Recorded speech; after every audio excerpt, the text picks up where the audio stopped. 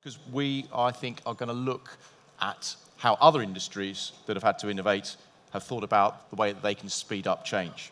So obviously the energy industry is not the first industry that's had to found itself in a position of rapid transition. So over the past 20 years, obviously we've seen massive shifts in all kinds of industries, from hardware and software, financial services, healthcare, and transportation. So this next session is going to bring together a group of people to examine what the energy industry can learn from sectors that have had to be through real rapid cycles of innovation and transformation, and how to respond when there is no choice but to adapt quickly and decisively.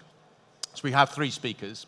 Andy Baines is a former Apple, Nest, and Google executive, a serial entrepreneur, and product design and innovation specialist. He joined Nest as a startup back in 2012 and helped propel the company to a $3.2 billion acquisition by Google.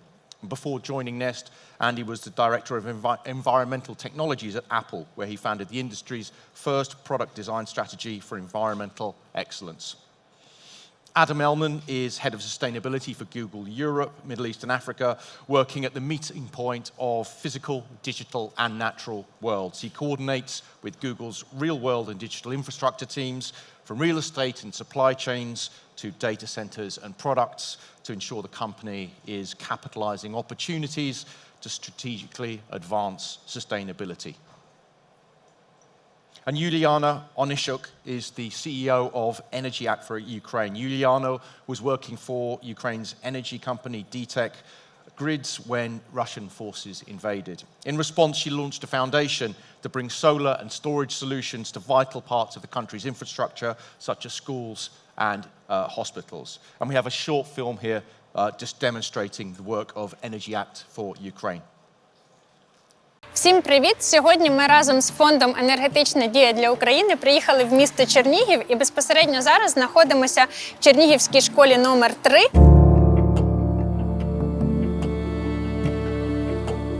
Школа стала прихистком для громади. У нас проживало 68 діток від новонароджених до 18 років. Тут своє життя зберігали сотні мешканців. Вони облаштували ті місця з лавами, з матами, з нислощами, їм диванчики зі школи. Кожного дня бачили, наскільки важливо дітям живе спілкування. Фактично це все підтверджувало те, що максимально швидко маємо відновити освітній процес школи. Мені подобається більше ходити до школи, тому що там є і друзі, і навчання.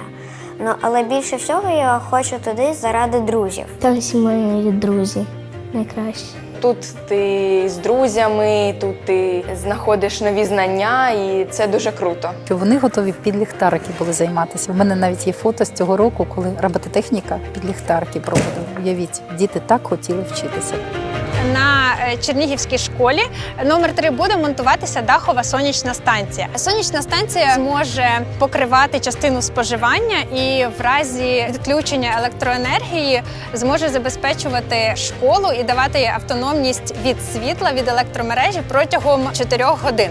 Школи стали саме осередками гуманітарного прихистку для дітей, де можна було і обігрітися, і підзарядитися, і вчитися. І тому ситуація з сонячними батареями, я бажаю кожній школі, щоб всі ви були незалежними. Слідкуйте за реалізацією проєкту та долучайтесь до фінансування наступних проєктів фонду.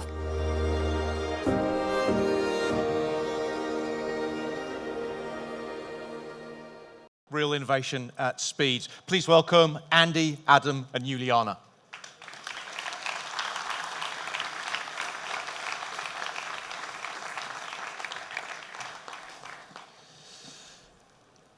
Welcome, guys. And thank you so much for sharing that film with us, Yuliana. So I'm going to start with I'm going to move around here so I can see you all. I'm going to start with kind of maybe a general question, and Adam, maybe because you're at the end, not picking on you, you could start start us off. So I want to get the thoughts of all of you first of all on just this idea of network effects, which are obviously a kind of like something that we see in software, and obviously it's easy to scale software, but it's much harder when we're talking about the real world. We've just seen that presentation from Greg about the heat pump, and I'm just wondering if all three of you might start us off by just sharing some lessons that we can learn from the scaling of bits when it comes to atoms? Yeah, no, thank you. And good morning, everyone. And I think, I very much look at this through the lens of technology and sustainability. And we firmly believe at Google that technology is a key part of getting us to the future that we all want for the planet. And there's a lot of research that backs this up as well. We actually commissioned some last year, specifically looking at Europe and what would be required to get to the ambition of Europe's net zero 2050 goal. And it showed that 20 to 25% of the decarbonisation required will require some form of digital enablement. So we're really excited about the opportunity and how we can scale that up. And scaling is really, really key here. Maybe to bring it to life, and we at Google sort of think about our sustainability work in 3 buckets. How can we empower individuals? How do we work with partners, governments, cities, large enterprises? And then how do we operate sustainably ourselves? And thinking about how we empower individuals, maybe to give you one example, Google Maps. Some of you might use it, maybe used it to get here today. Google Maps has been helping people travel around sustainably for a long time. We've given you information on walking routes, cycling routes, access to information about public transportation. But again, we want to keep evolving the technology, and with the breakthroughs in AI, we're able to do that. So last year, we launched a solution for drivers called fuel-efficient routing. It takes many different data sets and serves up the most fuel-efficient route. So if you're looking to drive and it's not already the fastest route, we'll surface up the most fuel-efficient route. So it might say, hey, this option's 3 minutes slower, but could save you 15% in fuel. So not only saving on fuel, saving on emissions, but helping people save money as well. If I think about how we're working with partners, and I'll use another sort of travel analogy here, is our work with the aviation industry. So you might think that the main impact of the aviation industry is fuel. Well, actually, 35% of the global warming potential from flying is caused by contrails. So those little lines, little clouds you see behind a flight. And again, we've been using artificial intelligence. We've been partnering with Breakthrough Energy. We've been partnering with American Airlines. And this year, we ran with them 70 flights, and we're able to reduce contrails by 54%. So again, a huge impact using technology. And just to finalize, in terms of our own business, we've been operating on 100% renewable energy since 2017. But we're going even further. We want to operate on clean energy every hour of every day locally. And whilst that's going to require bringing new technology and new clean energy to the grid, we also want to make best use of the clean energy that's already available.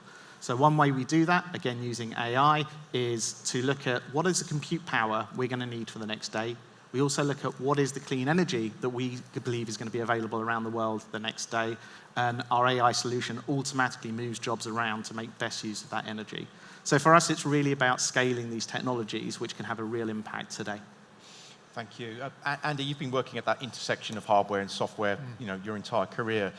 What insights do you have for everyone in the room around how we can think about, learnings from the sort of scaling of software into the physical world? Yeah, I suppose, there's some examples from my days at Apple where I became sort of very much introduced to the concept of behavioral change. But en masse behavioral change. I think certainly the iPod, the first generation iPod was, the sort of baptism by fire on that. But then 12 years later, after I left Apple, we kind of did the whole thing again with Nest. This incredibly unloved product, the residential thermostat that in North America controls 55% of the annual residential energy budget. Wow. And yet nobody knew how to use it. So I think these sort of the short answer to your question is when you find a product and a design that is solving a real problem that creates engagement, and customers are changing their behavior without knowing it because of the design effort that's gone into the either the UX, the UI, or the actual physical interface, then you can start to actuate real change and real impact. So, we were working on the prototype of Nest, the Nest Learning thermostat, out of a small garage in Palo Alto in the early days before Google acquired us. And we were just a bunch of ex-Apple people. And fast forward 2-3 years, we had millions of these thermostats in people's homes. And to your question about network, we found a way to aggregate that and create demand response programs off aggregated thermostat loads, which in the end operated the equivalent of removing around 3 medium-sized gas power stations off the grid, just from a little device. Yeah.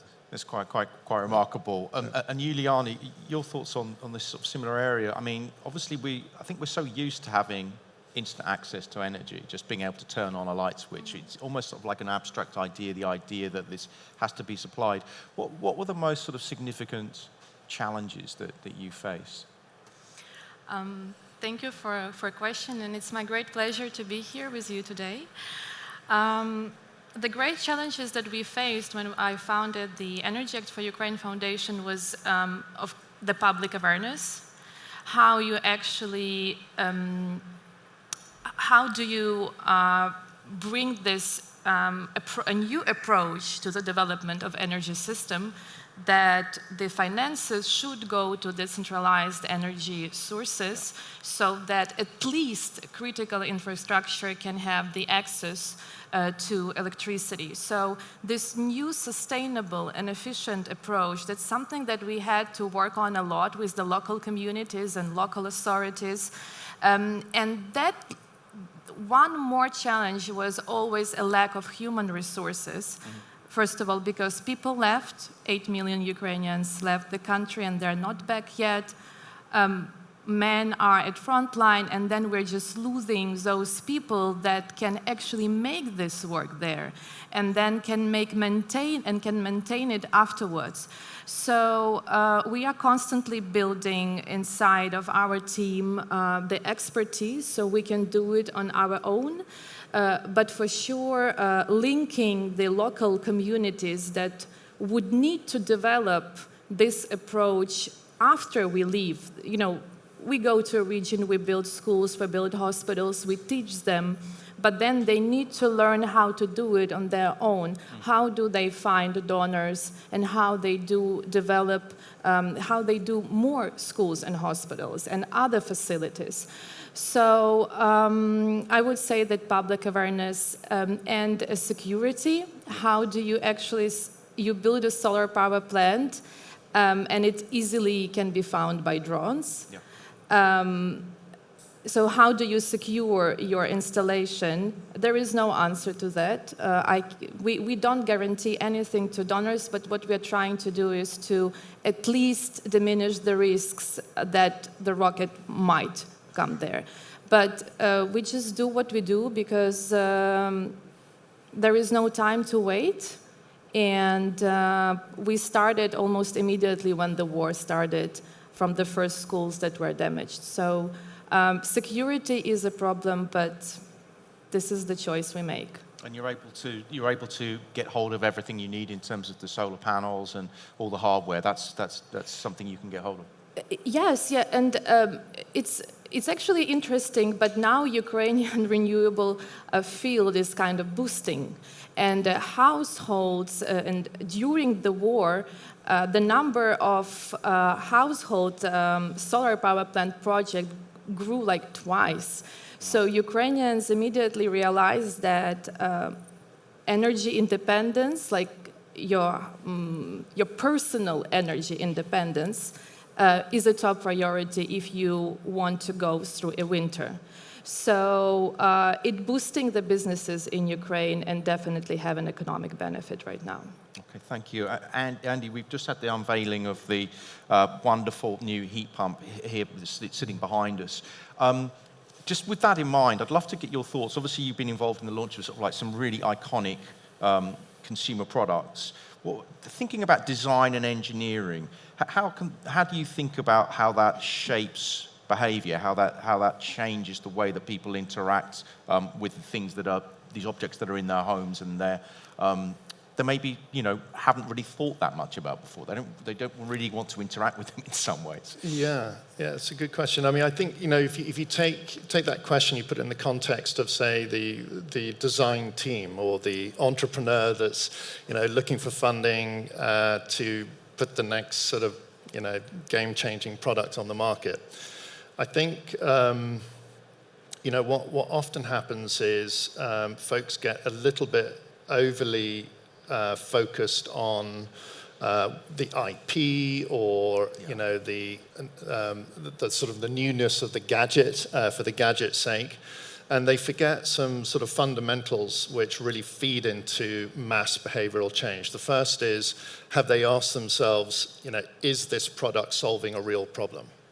And I don't tend to see enough of that. So for those who aren't aware, I run an offshore product development company called GT, whose the majority of software engineers are based in Ukraine, so we've got a Ukraine link as well. But yeah, we have a lot of large and small clients coming to us, and that I would say is the thing they're not doing enough about. Am I solving a real problem? And I'd say the second thing is knowing how to fail quickly. Right. I see people hanging on to what they think is the sort of architectural, unique, new idea that they want to take to market. They know it's disruptive in their own minds, but they haven't really given themselves some tough metrics about what success looks like after the first 2 quarters or after the first 4 quarters, and are they willing to fail it if it doesn't hit those targets? Who are doing things well in the consumer space? Which brands or products do you look at and you think, I'm probably a little bit biased there, just because of my background, but I think Apple's still very difficult to beat. They are very good at saying no, and keeping their product portfolio extremely tight and small, and yet they're the largest market cap company in the world.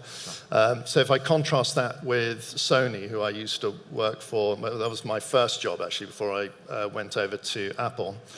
And Sony, in the 90s was king. They'd launched the first generation PlayStation, and Apple was close to bankruptcy. And so quite illogically, I decided to leave the king and join a bankrupt company in California. But the difference there was stark. So, Sony went after everything they could, from Aibo robot dogs to game consoles, televisions, laptops. $80 billion revenue in 2019. Apple has, so Sony must have had a portfolio around that time, around 250 products. Apple today has less than 30.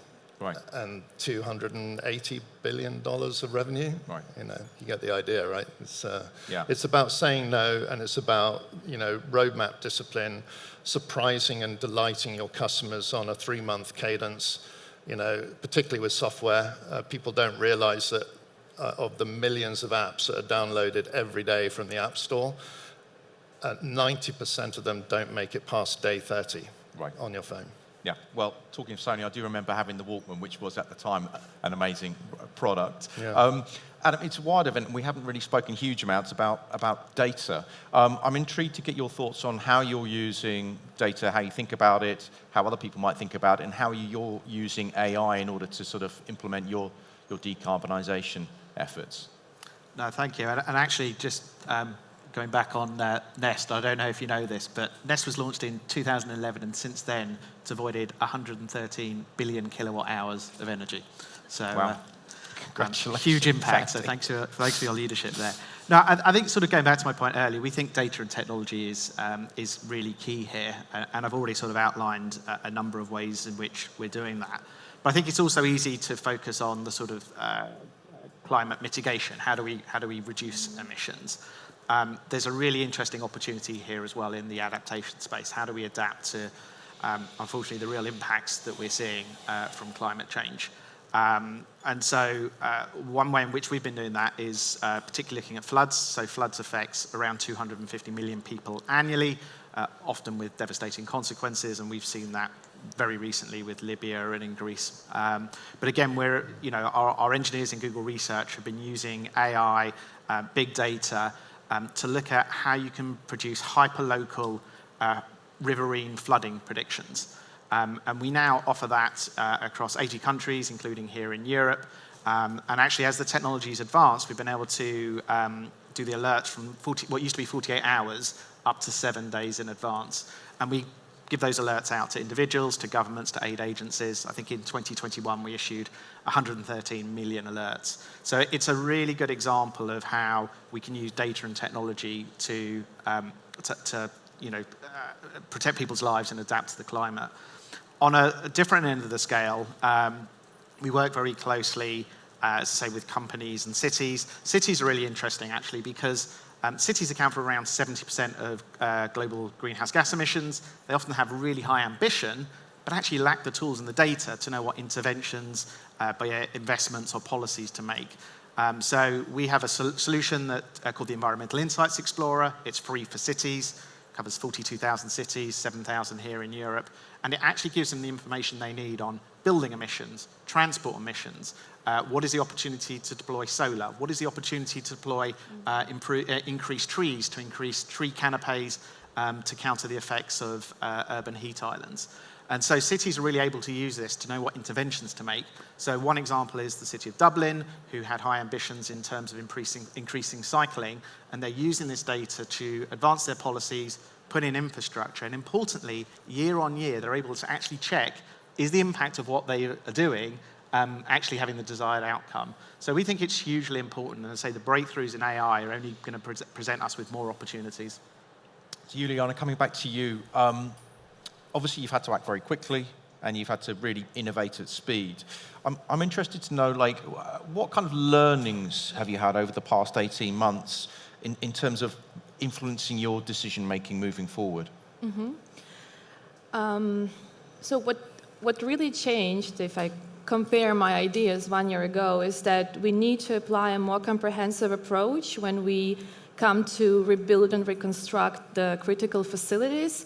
It's renewables plus energy efficiency.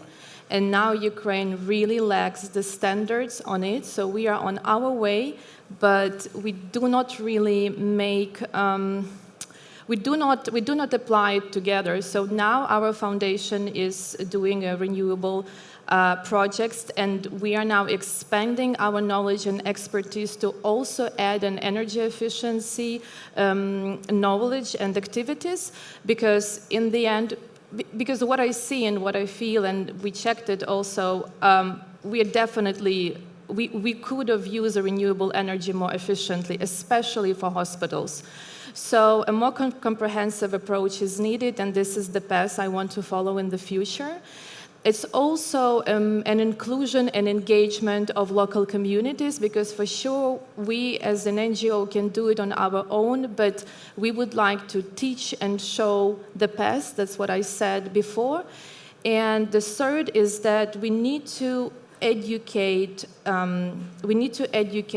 people, reskilling, upskilling, especially those people that are back from the front line will be a huge It is already a huge problem.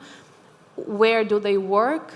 What kind of a field is that? So my dream, let's say, in the second step would be to create a platform where we can engage more people into renewable energy, women in energy and renewable energy. You hardly can find a woman as an installer in an installer team right now in Ukraine. So this is something that we learn and we see as upcoming problems in the field of renewable energy, and something to follow and that influence my decisions. So Andy, Juliana mentioned the engagement of local communities.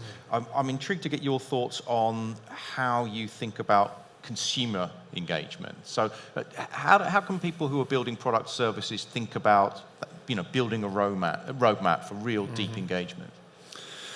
Yeah, I think, if you sort of separate the energy industry from the consumer electronics industry, there's a lot of learnings that can be had there in terms of consumer engagement. When I first started at Nest and we were trying to sign contracts with the energy utility companies in North America, they would describe their customers as ratepayers. Right.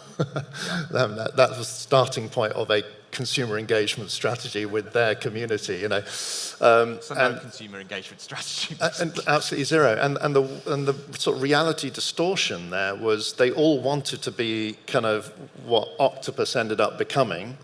You know, they all wanted to sort of have that consumer engagement and that, you know, brand love and so on. But they just had nothing in their organizational makeup that in any shape or form represented a sort of an understanding of who their early adopter demographic was, how they're going to retain that demographic on a movement from early adopter to early mass, what kind of choreographed features and benefits you lead that customer down. So if you think about, I don't know how many of you saw the Apple announcement night before last, but you know, there's a great example where there's just a staggering amount of features that are now on iPhone 15, and I was comparing that to what we launched with, you know, back in 2007. You know, it's this. If we launched today's features back then, we would have drowned people. You know, they would have just thought this is a horrible experience. But if you lead them down this sort of choreographed roadmap, which is very tightly controlled, and it's got a very particular endpoint and promise to it, you're not bankrupting that promise, which, you know, a lot of our competitors in the IoT space did in you know, 10 years ago, then consumer engagement is real, and even an incumbent energy company can get there. Yeah. But they've got to understand those basic principles. Yeah. We haven't really talked about a huge amount about emissions and how we think about sort of like the various sort of like scopes that most large organizations are thinking about. So Adam, obviously, you know, to get to whatever scope 3, you've got to be able to look throughout the entire supply chain. I'm really intrigued to get your sense of collaboration with third parties. How do you think about working with partners in order to accelerate that transition you're working towards? Yeah, collaboration's absolutely key, and building those robust partnerships. So much of what Google's been able to achieve has been working with others. I mentioned the example earlier of Environmental Insights Explorer tool. Whilst we're the sort of technology back end, we've worked with partners who are experts in the city space, people like Global Covenant of Mayors or C40 or ICLEI. Because they've been the real on-the-ground expertise in terms of how you work with cities, but also help us actually validate, is the technology having the effect on the ground. So we've been, you know, we developed the technology, works very well in the US and Europe. You go to Africa, it's a completely different transport system. So the algorithms and the machine learning needs to be completely relearned. So working with partners is absolutely key. Another example I'll give is on the energy transition. As I say, we're trying to shift to 24/7 carbon-free energy. So locally sourced clean energy every hour of every single day. Now, we can't achieve this alone. And actually, we've said if we get to our goal 2030, and we're the only ones that have done it, we failed. So actually, we've worked with the UN, and we've created the UN Compact for this, and we've brought other organizations, other companies along. Cities have signed up, private, non-private organizations. Microsoft signed up. And it's only together that we're going to achieve the scale and the pace that we need. So it's hugely important. Just switching back for a second to you, Juliana, I just want to get some final thoughts on microgrids and the role of microgrids in the future. Do you think this is going to be a lot more common, you know, in the next sort of 5 to 10 years? In Ukraine? Well, in general? Yeah, generally, beyond Ukraine. Yeah, for sure. And I think it goes together with the creation of energy communities, where energy communities is more about a financial system, and the microgrid would take over the technical part. If we talk about Ukraine, for sure, this is the answer to ensure the resilience, sustainability and efficiency approach, and for those areas that are left without electricity for a long time. And also what we are doing by already implementing a hybrid solar power plant with storage in hospitals and schools. So basically when they have the excess of electricity, they are able to give it to the grid. But when you give it to the grid, you sell it to state. In case of microgrid, what we could have done is to keep the economic development of the village, for instance, the Ukrainian village, a small city, where this energy would stay in the community, right? So it's also about demand response. It's also about how you control the energies that you produce from renewables. So I see big economic benefits in that, but I also see it as could be a main instrument for the energy security and resilience. And also, if the congestion in the grid is quite high, which is the case in Ukraine, as 80% of the grids were worn out before war, and now we lost 50% of the energy infrastructure. So there is a congestion all the time, so the renewables are cut off, an industrial one from time to time. So the microgrids would definitely help, on the one hand, to reduce the congestion in the grid, but on the other, it would also require to make them smarter, because you would need to, if the microgrid is connected to the grid, you would need to somehow apply IT technologies and innovative technologies, how you communicate with this microgrid. So we haven't done this yet in Ukraine, at least I don't know the case. But it's definitely an interesting, it's an interesting system to look at from different perspective. Okay, so we are up against time now. I have a red light flashing at me. One final question. Okay, so I'm going to transform you guys. Magic wand, you're going to be venture capitalists. We have to obviously move trillions of dollars of capital away from carbon to clean energy. Adam, if I'll start with you with this question, and please others to answer it as well. Where would you deploy that capital to have the most impact? Yeah, I think I'd answer it two ways. I think there's plenty of technology solutions available today. Renewables is the cheapest, cleanest form of energy. We just need to keep scaling it up to date. But there are new technologies coming down the line which will need, at Google, we think carbon removals is going to be an important part of the mix. We've stuck a couple of $100 million into what we call an advanced market commitment to send market signals. So I think there's lots out there, but I don't think we should always think about the future technologies. I think we have a lot of the solutions we need today. Andy. So I think there's still a long way to go on the democratization of EV charging. Yeah. I'm quite excited about companies like HeyCharge, for example, which found a way to put EV chargers down below $500 and stick them in underground car parks where there's no GSM signal or Wi-Fi, and you can still activate and deactivate. So I think there's a huge market still there. I would be looking at that, but the lower cost and fully ubiquitous model rather than just for the rich and famous, where they cost $3,500 I also I'm quite intrigued by geothermal. It doesn't get a lot of play, it doesn't get a lot of airtime, but I think it's got something to offer both on the microgrid level and also in sort of even urban environments, and that's where it's often, I think, dismissed, but yeah. Intriguing. Juliana, how are you going to spend your money? If you are a venture capitalist and you want to invest in technologies of the future, where would you see the most opportunity? I think I'm already doing it, so I would. I already started doing it 5 years ago. So I would invest into solar energy. I would invest into making grids smarter. Yeah. And I would do charity. Well, that's a great way to end the session. Thank you, the three of you. That wraps up the first session of the Energy Tech Summit. We hope you've enjoyed the conversations so far. We'll take a short break now. As you enjoy your refreshments, please pop upstairs and have a look at the Net Zero Home. It's open, you can explore it, and it combines smart tech and flexibility of the energy system. So go and take a look at that. We're going to be back in around 20 minutes. Enjoy your break. Thank you.